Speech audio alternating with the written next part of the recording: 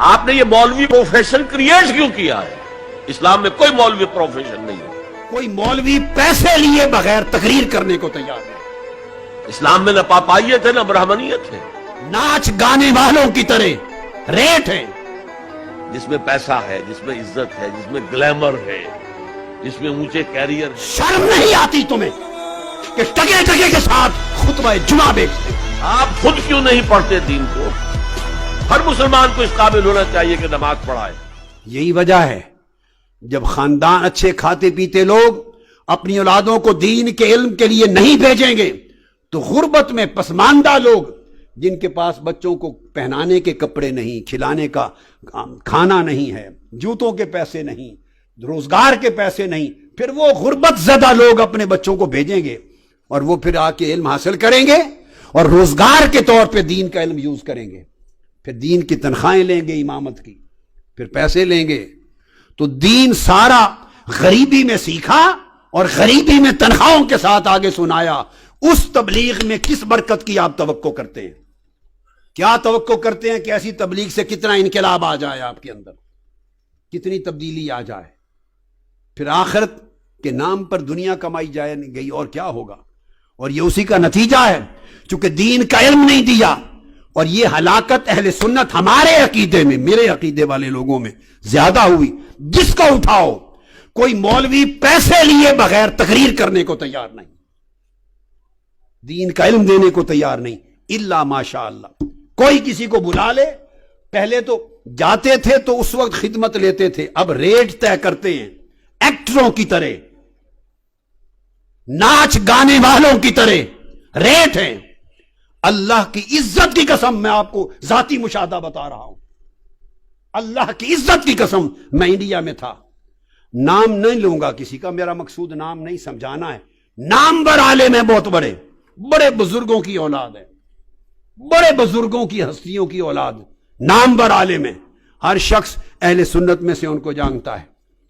میں خانہ خدا میں یہ آقا علیہ السلام کی حدیث پاک کی کتاب میرے ہاتھ میں اٹھا کر قسم کھا کر کہہ رہا ہوں کہ میں نے تحقیق کی، بے شمار لوگوں نے جگہ جگہ بتایا کہ ان کو تقریر کی دعوت دیں تو ان کے سیکٹری پہلے ایڈوانس 2 لاکھ انڈین روپیہ لیتے ہیں. اور بڑھاپے کا عالم یہ ہے کہ تقریر کی آواز نہیں نکلتی. 2 لاکھ انڈین روپیہ، پاکستانی 4 لاکھ وہ لیتے ہیں. جہاز کا ٹکٹ الگ، ہوٹل الگ، اور پھر آتے. بے شمار شہروں میں لوگوں نے اس بات کی تصدیق کی، خود جنہوں نے پیسے دیے، جن سے مانگے گئے. پھر میں آپ کو اللہ کی عزت کی قسم کھا کے بتا رہا ہوں، ابھی میں امریکہ میں تھا، کراچی پاکستان سے نامور کئی علماء جاتے ہیں. کسی نے کہا ایک مولوی صاحب فارغ تھے، کسی کی طرف سے دعوت نہیں تھی کہ جمعے کا خطاب کریں. ہم نے کہا نیو یارک کی بات ہے، ہم نے کہا فارغ ہیں، ان کے پاس آج دعوت نہیں ہے، کئی خطاب نہیں، تو جمعہ تو پڑھنا ہی ہے انہوں نے جمعہ. تو ان کو کہہ دیا کہ ہمارے ہاں آ جائیں اور خطاب کریں. انہوں نے کہا میں $1000 لیتا ہوں خطاب جمعہ کا. انا للہ و انا الیہ راجعون. کیا فائدہ اس عمل کے ساتھ؟ پگڑے رکھے ہوئے ہیں تمہارے سروں پر، امامے باندھے ہوئے ہیں، گلے میں پٹے ڈالتے ہو، عربی جبے پہنتے ہو، حضور کی سنت اور دین کا نام لیتے ہو، علماء کہلاتے ہو.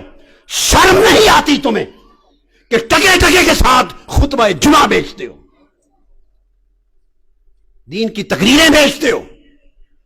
پھر اگر تمہارا اور ہمارا میں اب یوں کہ اگر ہمارا عمل دین کے نام لینے والوں کا یہ ہوگا تو پھر لوگ تمہیں بلائیں گے یا کنجروں کو بلائیں گے، گانے والیوں کو بلائیں گے؟ فرق کیا رہ گیا؟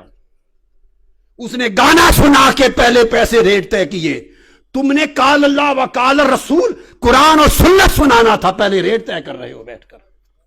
کیا دین رہ گیا؟ اور یہ وبا ہمارے مسلک اہل سنت میں زیادہ پھیلی ہے.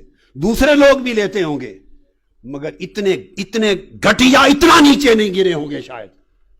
اپنے پردے داری میں لیتے ہوں گے. آخرا ہر کوئی زندہ ہے، ہماری طرح تو کوئی نہیں کرتا کہ نہیں لینا، اور شراب اور خنزیر کی طرح حرام کر دینا، اس طرح زندہ نہیں رہا جا سکتا. لوگ لیتے ہیں، لوگ ان کو عزت سے دے دیتے ہیں، جیب میں ڈال دیا، مانگتے نہیں ہیں، خدمت کر دی، تکریم تعظیم کے ساتھ کر دی. تو کچھ لوگ پھر کچھ رکھ رکھاؤ اور عزت رکھتے ہیں ادھر تو منگتے بن گئے ہیں، ریٹ طے کرتے ہیں.